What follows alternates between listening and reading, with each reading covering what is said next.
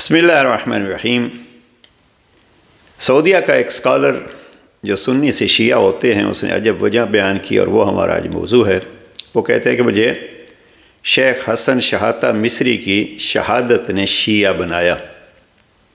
یہ ہے اس سعودی اسکالر کی گفتگو۔ البتہ جو ویڈیو ہم نے سنی ہے اس پہ ان کی تصویر نہیں ہے، لیکن اس لیے ہم زیادہ ان پہ بات نہیں کرتے۔ بس ان کا یہ جملہ کہ مجھے شیخ حسن شحاتہ مصری کی شہادت نے شیعہ کیا، عجب جملہ ہے۔ تو ہم تھوڑا شیخ حسن شحاتہ کے بارے میں عرض کرنا چاہتے ہیں۔ یہ کون ہیں؟ 2013 میں، یہ 25 جون 2013 15 شعبان کی مناسبت سے یہ کسی جشن میں خطاب کرنا چاہتے تھے، اور اس وقت ان کو کوئی 150 یہ سلفی گروہ نے گھیر لیا، محاصرہ کیا اس جگہ کا، اور ان کو بڑی بے دردی سے قتل کیا گیا اور ان کا سر کاٹا گیا۔ 2013 کی بہت ساری ویڈیوز ان کی موجود ہیں، شہادت کے بعد بھی، اور ان کی قبر کی بھی پھر تصویر جو ہے اس میں۔ اور ان کو ٹانگوں سے پکڑ کے بازاروں میں گھسیٹا گیا، اور ان کے کوئی 7 افراد جو تھے ان کو پتھر مار مار کے شہید کیا گیا۔ یہ شیخ حسن شحاتہ یعنی ہمارے اس دور کے ہیں۔ یہ پیدا ہوتے ہیں ہربیت نامی گاؤں میں 1946 میں۔ 5 سال کی عمر میں یہ قرآن حفظ کرتے ہیں اور پھر اپنی مذہبی تعلیم جاری رکھتے ہیں۔ کچھ غضب کے ذہین اور سپیکر ہیں، درجنوں ویڈیوز ان کی نیٹ پہ موجود ہیں۔ بعض حضرات جب ہم ایسی گفتگو کرتے ہیں تو کہتے ہیں کہ دیکھیے یہ آپ ان افراد کی زبان سے ابھی کوئی ایک بات ہو تو ہم ان کیا پیش کریں۔ درجنوں ویڈیوز ہیں۔ بہرحال بڑے غضب کے خطیب اور گفتگو کرنے والے 1946 میں پیدا ہوتے ہیں، اور پھر 1996 میں 50 سال کی عمر میں اس طرف متوجہ ہوتے ہیں اور شیعہ ہوتے ہیں۔ انہوں نے اپنی جو شیعہ ہونے کی وجہ بیان کی، کوئی تفصیل سے بیان نہیں کی، بس اتنا کہتے ہیں کہ میں چھوٹا تھا تو میرے باپ اکثر امیر المومنین کا تذکرہ کرتے تھے اور بڑی محبت سے تذکرہ کرتے تھے، اور کہتے تھے کہ امیر المومنین اسلام کے سب سے بڑے حامی تھے۔ اور جب علی، یہ جملہ جو ہے وہ خصوصیت کے ساتھ ان کی تحریر میں نے کہیں دیکھا، جب علی نبی کے پاس ہوتے تو کسی کو جرأت نہیں ہوتی تھی کہ نبی کو کوئی تکلیف پہنچاتے۔ یہ ایک موضوع ہے بڑا دلچسپ کہ جب علی بچپن سے، اور نہج البلاغہ میں جناب امیر علیہ السلام فرماتے ہیں کہ میں بچہ ہی تھا کہ میں نے بڑے بڑے عرب کے بہادروں اور سرداروں کے سینے زمین سے ٹیک دیے تھے۔ اب وہ شجاعت علی اگر نہج البلاغہ سے بیان کرنی ہو تو یہ ایک الگ موضوع ہے، ہماری بہت ساری ویڈیوز اس پہ موجود ہیں اور مزید بھی ہو سکتی ہیں۔ اس جملے کو دیکھیے کہ وضعت صغر القلاقل من العرب، میں نے عرب کے بڑے بڑے سرداروں کے سینے زمین سے ٹیک دیے تھے، اور وہ میرا بچپن تھا۔ تو جناب امیر علیہ السلام کی شجاعت کہ جب بھی شیخ حسن شحاتہ کے والد کہتے ہیں کہ جب بھی علی نبی کے ساتھ ہوتے تو کسی کو جرأت نہیں ہوتی تھی کہ وہ نبی کو تکلیف پہنچاتے۔ بہرحال جناب امیر المومنین کی محبت گویا ان کے والد کے دل میں تھی، اور مجھے جو لگتا ہے وہی محبت ان کے دل میں بھی تبدیل ہوئی اور وارد ہوئی، اور پھر وہی ان کو لے آئی در علی کا۔ وہ کہتے تھے میں ولایت کے لیے شیعہ ہوں۔ مثلا آگے چل کے یہ بہرحال الازہر جاتے ہیں، ایک ذہین طالب علم تھے، ازہر میں ان کو ایک مقام ملتا ہے، اور پھر یہ مصر کے قانون کے مطابق فوج میں جاتے ہیں۔ فوج میں جب جاتے ہیں تو وہاں بھی ایک دین سے تعلق رکھنے والے اور اچھے سپیکر اور بریار آدمی کے حوالے سے ان کو وہاں آرمی کے ریڈیو اور ٹی وی پہ بھی وقت دیا جاتا ہے۔ اب وہاں تقریریں کرتے ہیں، جوانوں کو ابھارتے ہیں، اور پھر یہ سلسلہ ہوتا ہے کہ کسی ایسے شخص سے وہاں ان کی ملاقات ہوتی ہے جو محب اہل بیت تھا، اور اس حوالے سے ان کے ساتھ اٹھنا بیٹھنا ہوا، تو یہ متوجہ ہو گئے اس طرف۔ لیکن ان کی تمام تقاریر کو اگر سنیں، بڑے ہی محقق ہیں، لیکن محقق ہونے کے باوجود یہ جس چیز کو اہمیت دیتے ہیں وہ کہتے ہیں تحقیق آپ کس کی کریں گے، کس کتاب کو آپ مد نظر رکھیں گے، آپ کتابوں کے بجائے عقل کو استعمال کیجیے۔ دیکھیے عزیزان، یہ مین پوائنٹ ہے جو میں آج عرض کرنا چاہتا ہوں، وہ یہ ہے کہ کتابوں کے بجائے آپ عقل کو استعمال کیجیے۔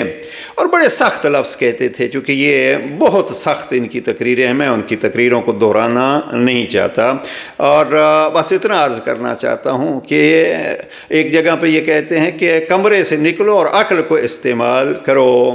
اور پھر انہوں نے کچھ ولید اسماعیل ایک عرب ہیں جو بڑے مناظر اپنے آپ کو کہلاتے ہیں، ان کے ساتھ بھی ان کی تقریر ہے، وہ کتابوں کے حوالے دیتے ہیں اور بخاری اور سیاستہ کے حوالے دیتے ہیں۔ انہوں نے بخاری کے حوالے سے ایک جملہ کہا، انہوں نے کہا کہ جاؤ دیکھو جناب پیغمبر اکرم کے ساتھ خلیفہ دوم کی ایک گفتگو ہے، اور وہ کتاب لباس، بخاری میں کتاب اللباس میں ہے، یہ میں سخت لفظ ہیں ان کو نہیں عرض کرنا چاہتا، یہ کہتے ہیں کہ جاؤ وہاں دیکھو کیا خلیفہ دوم کے ذریعے سے پیغمبر اکرم کی توہین ہوتی ہے یا نہیں۔ اور وہ کہتے ہیں بخاری کے تقدس کو نہیں دیکھو، آپ عقل کے تقدس کو دیکھیے۔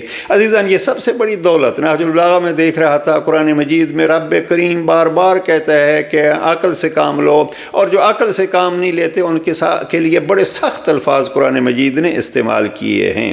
لہٰذا یہ شخصیت جو ہے وہ عقل کو بیدار کرنے کی، اور جناب امیر المومنین کا پیغمبر اکرم صلی اللہ علیہ وآلہ وسلم کی بعثت کا ایک نقطہ یہی ہے کہ فطرت کو بیدار کرنا۔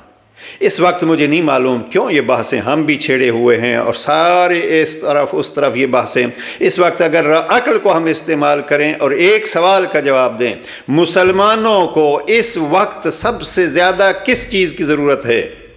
کیا یہ بحث ہو کہ یہ شیعہ ہو گیا، یہ سنی ہو گیا، یہ شیعہ ہے، یہ سنی ہے، یہ یا علی مدد کا قائل ہے اور یہ فلاں کا قائل ہے، یہ کیا یہ بحثیں ہیں؟ تعجب ہوتا ہے۔ زمانہ مسلمانوں کو مٹانے کے لیے لگا ہوا ہے، اور مسلمان جو ہیں وہ شیعیت کے اور ان اختلافی مسائل کے لیے ہیں۔ یہ کیوں ہے؟ یہ اس لیے ہے کہ ہم اعلی کار بنے ہوئے ہیں ان دشمنوں کے جو شاید اسلحے آتشین سے، یہ آگ لگانے والے اسلحہ سے اتنا نقصان نہیں کر سکتے جو مسلمانوں کے آپس میں اختلافات کی وجہ سے نقصان کر سکتے ہیں۔ اس کو دیکھیے عزیزان، آج فلسطین کا یتیم بچہ ہم سے کیا پوچھتا ہے، زخمی مجاہد ہم سے کیا پوچھتے ہیں، کہاں ہو مسلمانوں؟ ہم کہیں کہ ہم جناب اپنے شیعہ سنی کی بحثوں میں جھگڑے ہوئے ہیں، اور پھر شیعہ ہونے کے جرم میں جو ہے وہ قتل کر رہے ہیں۔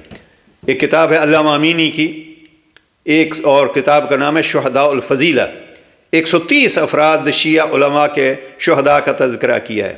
آپ کو معلوم ہے شیعہ فقہ جو ہمیں کتابوں میں پڑھائی جاتی ہے، تو ہم تیسرے چوتھے سال میں جو کتاب پڑھتے ہیں لمعہ دمشقیہ، اس کے لکھنے والے بھی شہید اول کے نام سے، اور اس کی شرح لکھنے والے بھی شہید ثانی، یعنی وہ فقہ کی جو بنیاد ہمیں پڑھائی جاتی ہے اس کا لکھنے والا بھی شہید ہوا۔